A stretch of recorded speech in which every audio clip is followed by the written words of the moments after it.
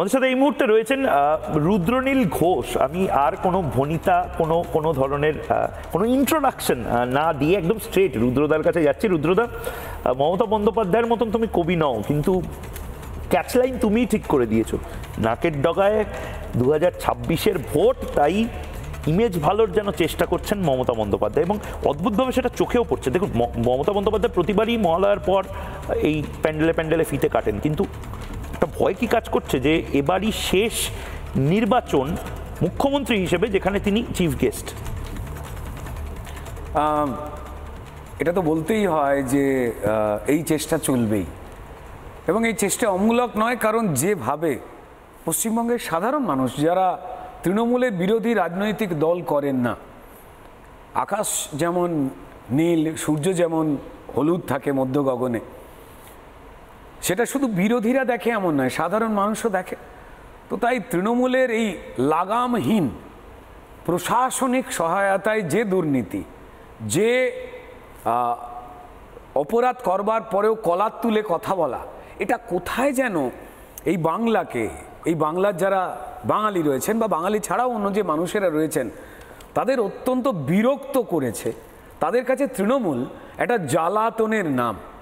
তো তাই তারা কিন্তু, যেমন এর আগের বার পুজোয় জাস্টিস ফর আরজিকর তুলেছিল বা উই ওয়ান্ট জাস্টিস বলেছিল, তারা কোথাও যেন এবার এই পুজোর সময় আরও যে শতরূপে উপস্থিত হইয়াছে যতবিধ অন্যায়, আরও যেটা বেড়েছে, টেনশনের মধ্যে রয়েছে তৃণমূল, যেন আবার প্যান্ডেল থেকে কেউ না কোনো স্লোগান তোলে। কারণ 26-এ আমরা ভালো বা আমরা ভালো করেছি এই বলবার জায়গাটা বড্ড কম। 26-এ আমি তো শুনছি বিভিন্ন প্যান্ডেলে বা আয়োজকদের বলা হয়েছে বাঙালির অস্মিতা নিয়ে বেশি করে ফোকাস করো। হ্যাঁ, দেখুন, মানে বাঙালিকে বাঙালি অস্মিতা মনে করাবার কোনো কারণ নেই। আচ্ছা, কোনো মানুষকে দেখেছেন জামায় লিখে রাখতে আমি মানুষ বলে? তা তো নয়। তো এই যে একটা চেষ্টা, কারণ অন্য কোনো কিছু তাদের করবার নেই, বলবার নেই, ফুরিয়ে গেছে। তারা কতটা বেশি মানুষকে জ্বালাতন করেছেন তা তাদের নিজেদের বাড়ির লোকের কাছেই তারা শোনেন এবং জানেন। রাস্তা দিয়ে বেশ কিছু লোকজন যাচ্ছে, এই চোর, এটা বললে আর কোনো জুতো চুরি করা, সেফটি পিন চুরি করা লোক আর ফিরে তাকায় না। যারা চাকরি, চাল ডাল, মানুষের অধিকার চুরি করে, এই তৃণমূলের নেতা মন্ত্রীরা, তারাই কিন্তু অত্যন্ত আনন্দের সঙ্গে মেনে নিয়ে ফিরে তাকায়, এটা তারাও জানেন। তো তাই বাংলা এবং বাঙালির উৎসব, সনাতনীদের উৎসব, উৎসবটা কিসের? হিন্দু ধর্মের সবথেকে বড় পুজো, যেটাকে বামপন্থীরা পুজোটাকে উৎসবে রূপান্তরিত করেছিল। ধর্ম কোনো কিছু নয়, মানে এক থাকতে হবে না, না, বসন্তকালে যে পুজো হতো, ভগবান শ্রী রামচন্দ্র তিনি তো বোধনটা করেছিলেন, জাগরণ ঘটিয়েছিলেন মায়ের পুজো করে, এবং তারপর থেকে শরৎকালে পুজো হয়। তো তাই যে সমস্ত কুপমণ্ডুকেরা রামচন্দ্রকে আলাদা করার চেষ্টা করেন মা দুর্গার কাছ থেকে, বেসিক্যালি তাদের নিয়ে ছুটির দিনে বা বন্ধের দিনে টোটাল একটা 24 ঘন্টা হাসার একটা আয়োজন বা প্রোগ্রাম তুমি করতেই পারো।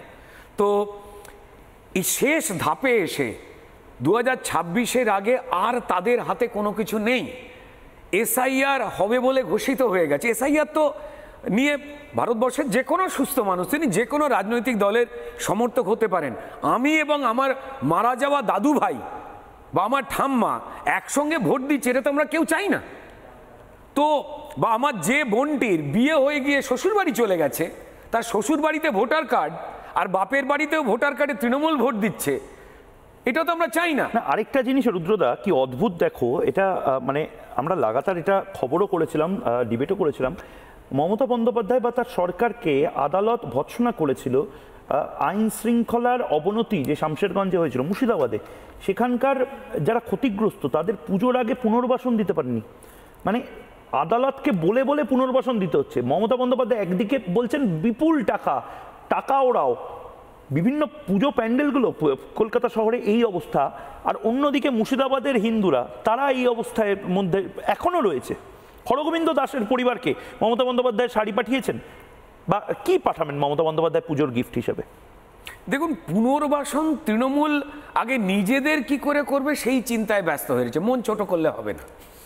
মানুষের পুনর্বাসন করবার তাদের কোনো রকম অধিকার নেই, এটা তারা প্রমাণ করে দিয়েছেন। এই মুহূর্তে যেভাবে তাদের অন্তর্দলীয় কোন্দল যেটা চলে, একে অপরের চেয়ার কেড়ে নেওয়া, শেষ বয়সে এসে শেষ প্রহরে এসে যতটুকু যা পড়ে আছে সেটা কোনো রকমে পকেটস্থ করে নি, কারণ এরপর আমরা কি করব কেউ জানি না, কোন জীবিকায় যাব কেউ জানি না। না, তুমি কি সত্যি মনে করছো 2026-এ তৃণমূল কংগ্রেস মানে গদি হারাতে চলেছে? দেখো, দু তিনটে জিনিস। আমি এসআইআরটা সম্পূর্ণ একটা অন্য নিয়ম, এবং সেটা খুব স্বাভাবিক নিয়ম যে মৃতদেহ আর আমি একসঙ্গে ভোট দিচ্ছি, এটা হতে পারে না। একটা বিদেশি লোক আর আমি একসঙ্গে ভোট দিচ্ছি, এটা হতে পারে না। আমার বোন যার বিয়ে হয়ে গেছে সে একটা শরীর নিয়ে দুটো জায়গায় ভোট দিচ্ছে, এটা যেমন হতে পারে না, ঠিক তেমনই তৃণমূল এত সর্বনাশ করার পরেও থেকে যাচ্ছে, এটাও তো হতে পারে না। এটা তৃণমূল তোমার আমার থেকে, এই রাজ্যের, এই দেশের যে কোনো সুস্থ মানুষের থেকে নিজেরাও খুব ভালো করে জানে যে জলে দুধ না মেশালে, দুধে জলটা তো আলাদা কথা, জলে দুধ না মেশালে আমরা বেঁচে থাকতে পারবো না। তো এটা তারা শেষ চেষ্টা করছে, কিন্তু করেও তারা দেখছেন যে এসআইআর হতে দেব না, অমুক তমুক ভুয়ো ভোটার থেকে যাক, আমাদের সঙ্গে মৃতদেহরা ভোট দিক। তারা এটা বলবার পরেও কিন্তু তলে তলে বিএলএ বিভিন্ন রকম জায়গায় তারা গুঁজে দিচ্ছেন, অর্থাৎ এসআইআরটাকে তারা মেনে নিয়েছেন। কারণ জানেন, ওই সম্মানীয় মুখ্যমন্ত্রী নেতাজিন্দ স্টেডিয়ামে যোগ্য শিক্ষকদের লিস্ট তৈরি করে তাদেরই ডাকলেন, আবার আদালতে যোগ্যদের লিস্ট দিতে পারছেন না, অথচ তিনি নিজেই যোগ্যদের ডেকে প্রমাণ করলেন যে তার লিস্ট ছিল।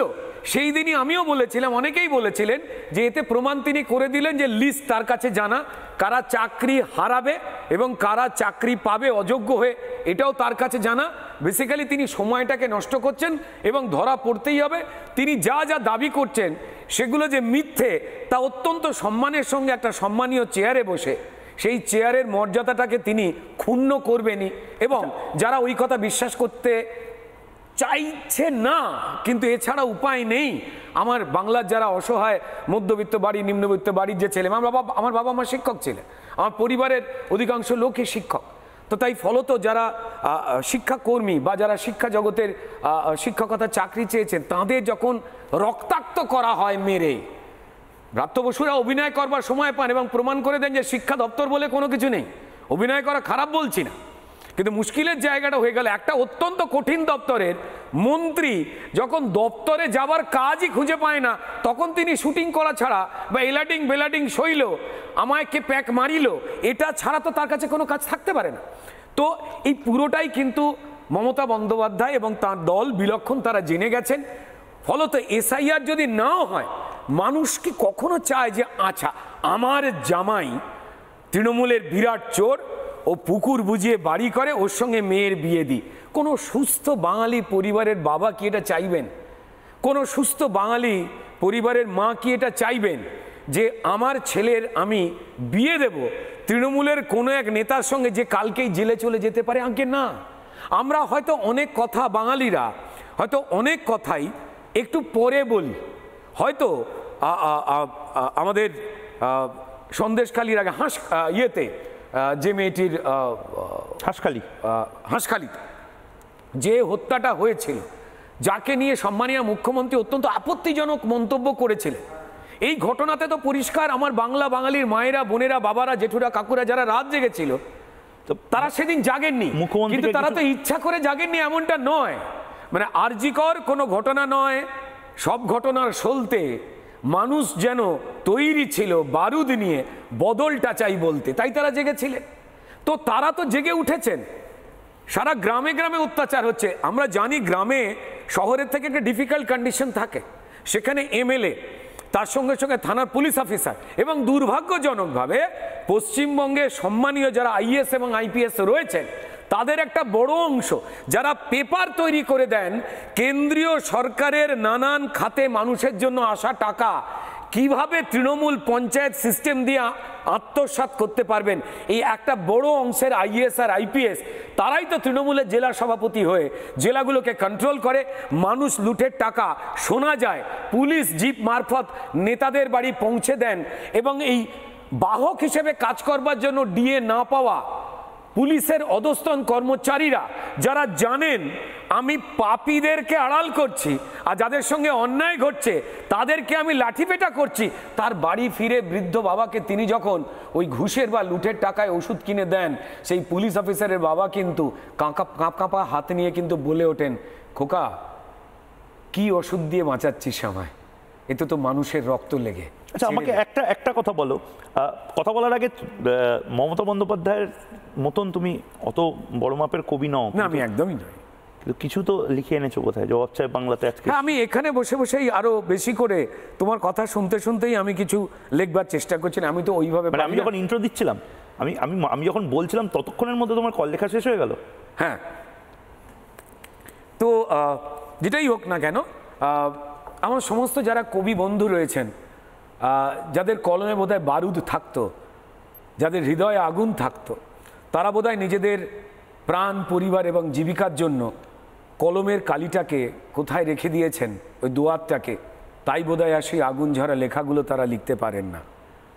আমি কবি নই, কিন্তু ওই বাংলার মাটিতে তৃণমূল বাংলার বাঙালি না বললেও যেটা যেটা লেখা যায়, বলা যায়, পারফর্ম করা যায়, হ্যাঁ, অনুব্রত মণ্ডলের মতো সেই বাংলার শব্দকোষ হয়তো যেভাবে মমতা বন্দ্যোপাধ্যায় চান, তৃণমূল চান, আমরা তৈরি করতে পারি না। কিন্তু এইবারের পুজোটা খুব যেহেতু ইন্টারেস্টিং, তাই আমার মনে হচ্ছে শেষ সম্বল ওই খড়কুটো ধরে আঁকড়ে বাঁচবার চেষ্টার মতোই এবার মা দুর্গাকে আঁকড়ে ধরে হিন্দুত্ব, সনাতনী, বাংলা, বাঙালি করে একটা বাঁচবার চেষ্টা করছেন মমতা বন্দ্যোপাধ্যায় নিয়ম মেনে। আর কোনো অজুহাতে বাংলা বাঙালির যারা ভালো করতে পারেনি, উল্টে বাঙালিকে পরিযায়ী শ্রমিক বানিয়েছে, সেটা অভয়া বা তিলোত্তমার বাবার চোখের জল হোক, বা ওদিকে তামান্না খাতুনদের বাবার পরিযায়ী শ্রমিক হয়ে চোখের জল হোক, তারা এবার ড্যামেজ কন্ট্রোলের চেষ্টা করবে। তাই তৃণমূলের কোনো নেতারা, আপনারা যে প্যান্ডেলেই যাবেন, মহালয়া হয়ে গেছে, রেডিওতে না শুনে অনেকে মোবাইলে শুনেছেন, কিন্তু যেখানেই যাবেন সেইখানে এই দৃশ্য দেখতে পাবেন, আপনার পাড়ার তৃণমূলের নেতা বা মন্ত্রী ইমেজ ভালোর জন্য কি করছেন। তবে হ্যাঁ, তৃণমূলের সবাই মোটেই খারাপ নয়, 99 জন খারাপ হলেও একজন তো ভালো আছে, তারা কি বলে ফেলবে এটাই বলি। ইকিড় মিকিড় চামচিকিড় ধুমধামেতে পুজো, লিক পাংচার সারিয়ে নেব প্যান্ডেলেতে খুঁজো, যা ঝেড়েছি যা মেরেছি পুজোয় দিলাম ঢেলে, কি করেছি সব ভুলে যান আসুন হেলে দুলে। এই যে দেখুন থিমের পুজো, ঢ্যাংকুড়াকুর ঢাক, এই যে দেখুন থিমের পুজো, ঢ্যাংকুড়াকুর ঢাক, সবার পকেট মেরেই দাদা আমার চিচিং ফাঁক। ওই যে বড় ঝাড়বাতিটা চাকরি চুরির টাকায়, ওই যে মায়ের সামনে বড় ঝাড়বাতিটা, ওটা চাকরি চুরির টাকায় চাঁদার সাথে মিশিয়ে দিলাম, এসব হিসেব কে চায়?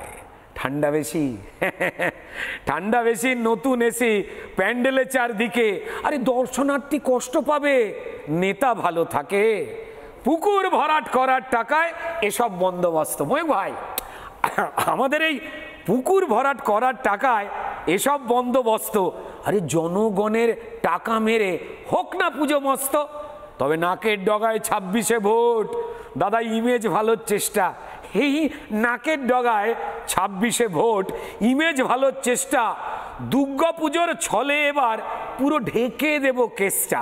এই যে আমার পাঞ্জাবিটা দেখতে কেমন ভালো, এই যে আমার পাঞ্জাবিটা দেখতে কেমন ভালো, ব্ল্যাক মানিতে এসব কেনা, ওই যাকে বলে কালো।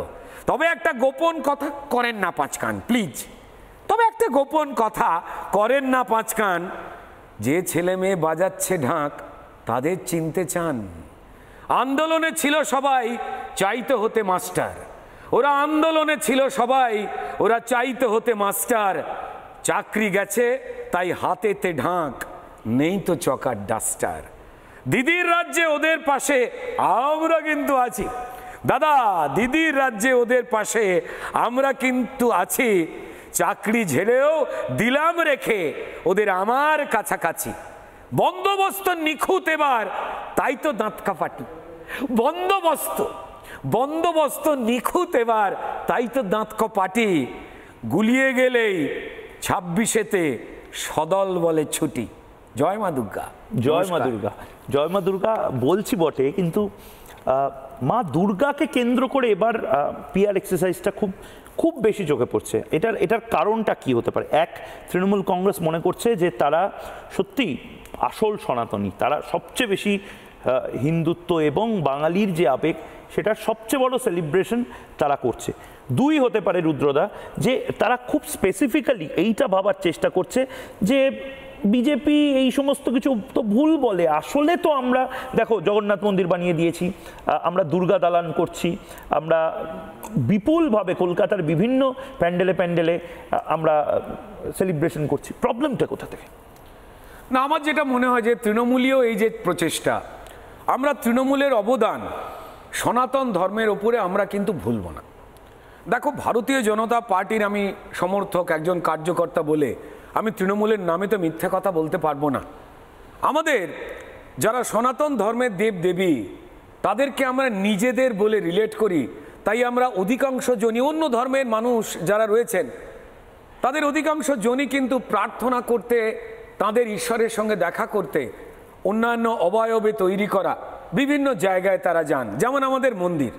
কিন্তু আমাদের বাড়িতে বাড়িতেই আমরা আমাদের সনাতন ধর্মে যে দেবদেবীরা রয়েছে তাদেরকে কোথায় যেন পরিবারের লোক মনে করি, এটা তো ভুল নয়। তাই তৃণমূল পরিবারের লোক বানাতে গিয়ে এতটাই আন্তরিকতা সনাতনীদের সামনে রেখেছে, আমার মনে হয় প্রত্যেকটা পুজো প্যান্ডেলে যাওয়ার সময় তৃণমূলের যে পুজোগুলো হবে নিশ্চয়ই একটু খেয়াল রাখবেন।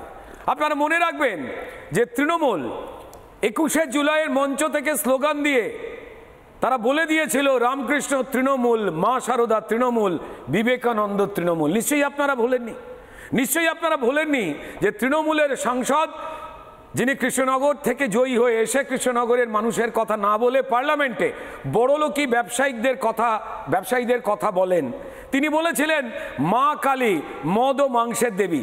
নিশ্চয়ই আপনারা ভোলেননি যে তৃণমূলের আর এক রাজ্যসভার সাংসদ কিছুদিন আগেই পরিষ্কার বলেছিলেন আরও এক ধাপ এগিয়ে যে শ্রী চৈতন্যদেবের উত্তরসূরি কিন্তু আমাদের মমতা বন্দ্যোপাধ্যায়, রাজীব বন্দ্যোপাধ্যায়, যার পাসপোর্ট কখন কোথায় কোন দলে থাকে বুঝতে পারা যায় না, যিনি নিজের মাটি খুঁজতে গিয়ে, যেমন আমরা মায়ের মাটি নিয়ে আসি বিভিন্ন দিক থেকে, তিনি মমতা বন্দ্যোপাধ্যায়ের কখনো ফটো নিয়ে বেরোন, কখনো বিভিন্ন জায়গার মাটি পকেটে রাখেন। তিনিও চাকরিতে প্রমোশন পাওয়ার জন্য একবার ত্রিপুরা একবার পশ্চিমবঙ্গ করতে করতে তিনিও কিন্তু বলে ফেলেছেন যে মা কালীর নবতম রূপের মধ্যে যেন মমতা বন্দ্যোপাধ্যায় রয়েছেন।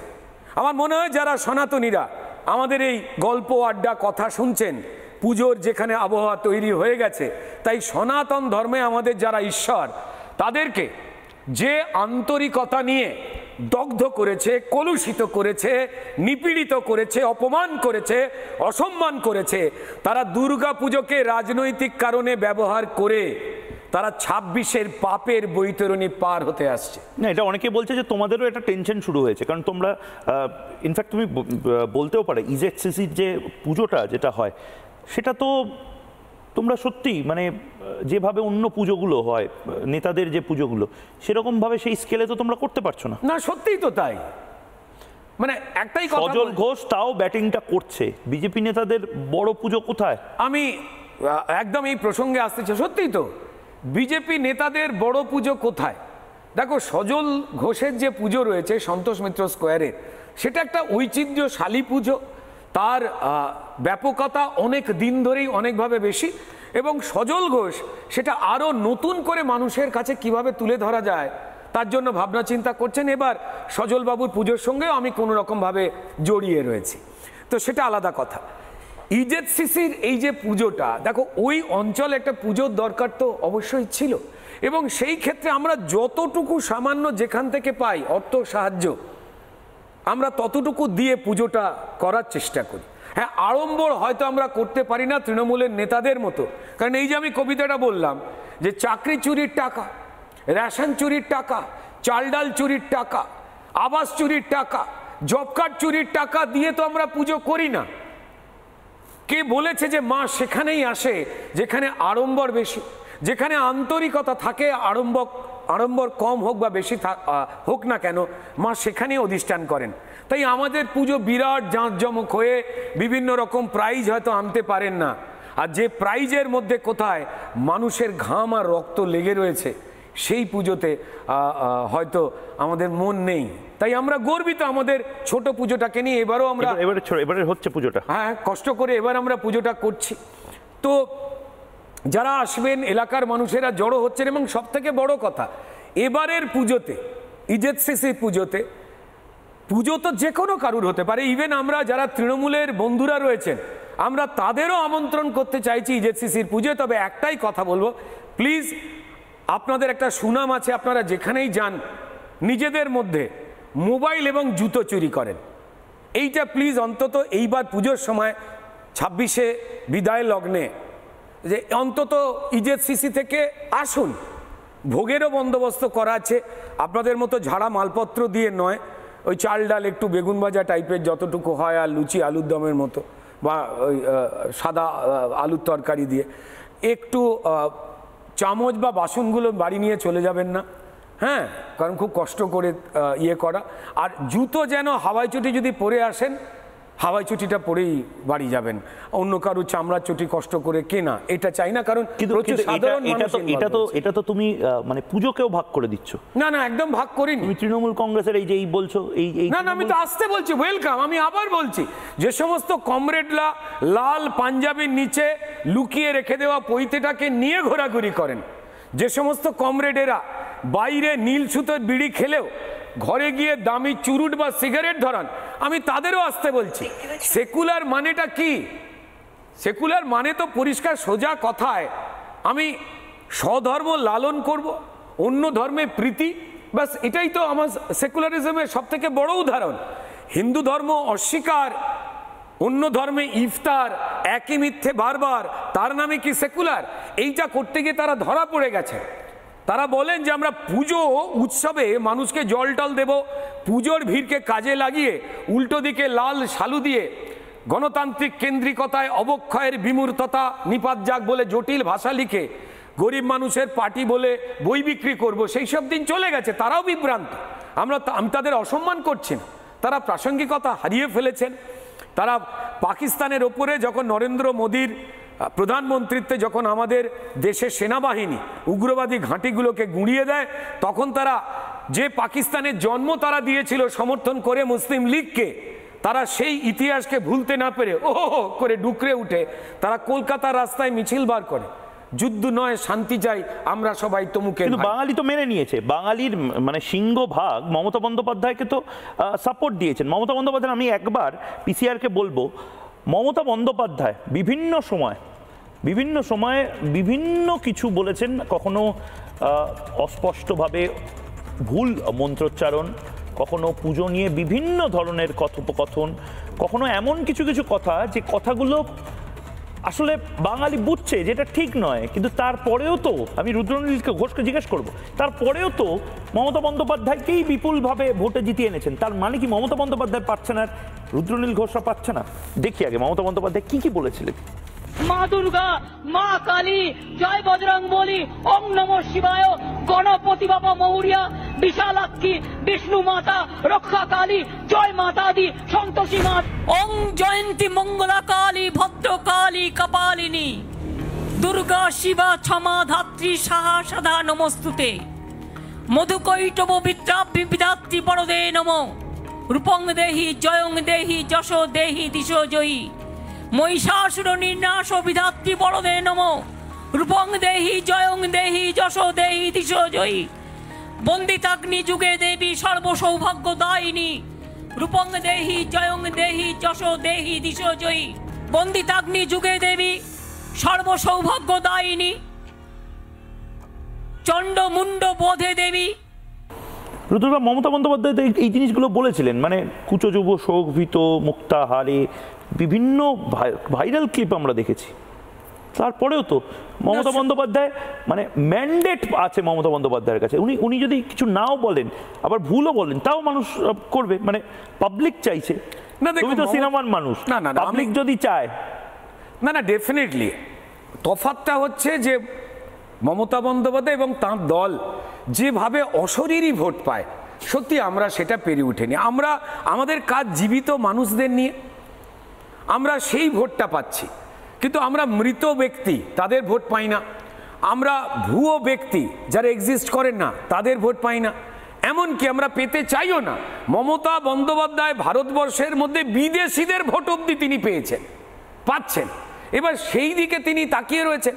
আজকে সনাতন ধর্মের যে মন্ত্রোচ্চারণ সবাই যদি না পারে করবেন না, তার মধ্যে কোনো বিফলতার জায়গা নেই তো, কিন্তু যেভাবে উনি দাপটের সঙ্গে ভুল মন্ত্র বলছেন, ভুল কথাবার্তা বলছেন, মহাকুম্ভকে মৃত্যুকুম্ভ বলে উনি বিধানসভা থেকে সোচ্চারে উচ্চারণ করে তিনি পৃথিবীর কাছে নিজের যে চেয়ারের যে সম্মান সেটা নষ্ট করেছেন। নামাজের মঞ্চ থেকে ঈদের সময় আমি যদি খুব ভুল না করি, সেখান থেকে হিন্দু ধর্ম গন্দা ধর্ম এই কথাটা তিনি বলেছেন। তিনি নিজেকে অত্যন্ত রকম ব্যথিত জায়গায় নিয়ে চলে গেছেন।